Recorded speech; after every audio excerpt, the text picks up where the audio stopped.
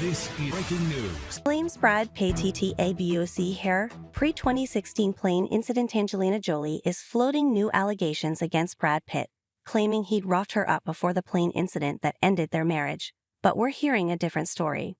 In court docs obtained by TMZ, Angie's attorneys levied a heavy accusation against her ex, namely, that he'd allegedly physically abused her before their incident in the sky in September 2016, which Angelina has maintained involved Brad putting hands on their kid. We know Brad's denied that, and that the authorities cleared him of wrongdoing, but Angelina has continued to insist it happened, including here, where her attorneys say the abuse AJ claims to have endured via Brad actually predated whatever happened in 2016. They write, while Pitt's history of physical abuse of Jolie started well before the family's September 2016 plane trip from France to Los Angeles, this flight marked the first time he turned his physical abuse on the children as well. Jolie then immediately left him. Angelina and her team do not detail what allegedly occurred pre-2016, but they're certainly hinting there's more to tell, from her side anyway. The reason this is even coming up right now is because Angelina's lawyers have filed a motion in the ongoing winery case Angie and Brad are still involved in, with BP suing Angie for trying to sell her shares of their winery, Chateau Maraval, to a third party.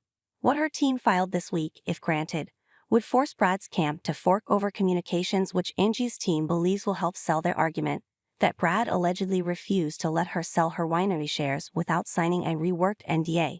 Angelina's lawyers say they believe Brad has been trying to muzzle Angelina further by having her sign a more expansive and meticulous NDA, in what they claim is an effort to stop her from leaking any info that might be damaging to Brad. Her team claims she was down to sign a standard NDA in her original offer to sell him her shares, but claims he backdoored and wanted it tightened up amid their custody dispute. As for Brad's side, we're hearing the exact opposite from everything Angie's claiming. Someone close to Brad tells us what Angelina's doing here is par for the course, in which a decision doesn't go her way, and she puts out false and misleading info like this to change the narrative and confuse the public, especially for a case like this playing out in court. We're told Brad knows the claims she's making don't hold any water, because they've already been litigated in family court, with a judge giving him 50-50 custody of their children. In other words, if these abuse claims were true, a judge wouldn't have done that. In terms of Angie's claims about the NDA, we're being told Brad and co. proposed a more narrow NDA that really only focused on their business, and that Angelina is the one who wanted a broader NDA preventing both of them from disparaging the other. Bottom line, Brad thinks it's all BS, and if this is any indication, the fighting's far from over. We reached out to Brad for comment. So far, no word back. People first broke the news.